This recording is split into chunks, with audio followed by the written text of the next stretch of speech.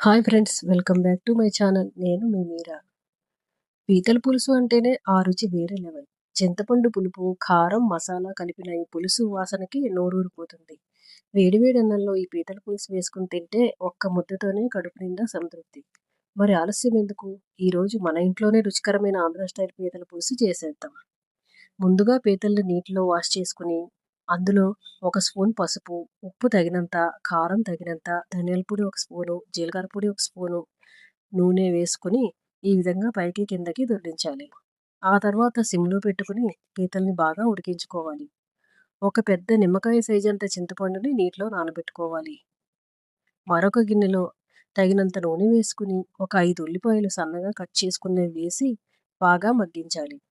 ఉల్లిపాయలు బాగా మగ్గిన తర్వాత ఒక 4 టమాటాలను కూడా చిన్నవిగా కట్ చేసుకున్నవి ఇందులో వేసి బాగా మగ్గించాలి. ఇవి చల్లారాక గ్రైండ్ చేసుకోవాలి. ఇప్పుడు అదే గిన్నెలో జీలకర్ర, ఆవాలు, ఎండుమిర్చి పోపు చేసుకొని అందులోనే సన్నగా కట్ చేసుకున్న ఉల్లిపాయలు, కరివేపాకు కూడా వేయించాలి. ఆ తర్వాత గ్రైండ్ చేసుకున్న ఉల్లిపాయ, టమాటా మిశ్రమాన్ని వేసుకుని పచ్చివాసన పోయేంత వరకు బాగా కలుపుకోవాలి. ఆ తర్వాత ముందుగా నానబెట్టుకున్న చింతపండులోని నీటిని పోసుకోవాలి. సరిపడా నీటిని కూడా పోసుకోవాలి. పులుసు మరీ చిక్కగా కాకుండా, మరీ పలచగా కాకుండా చూసుకోవాలి.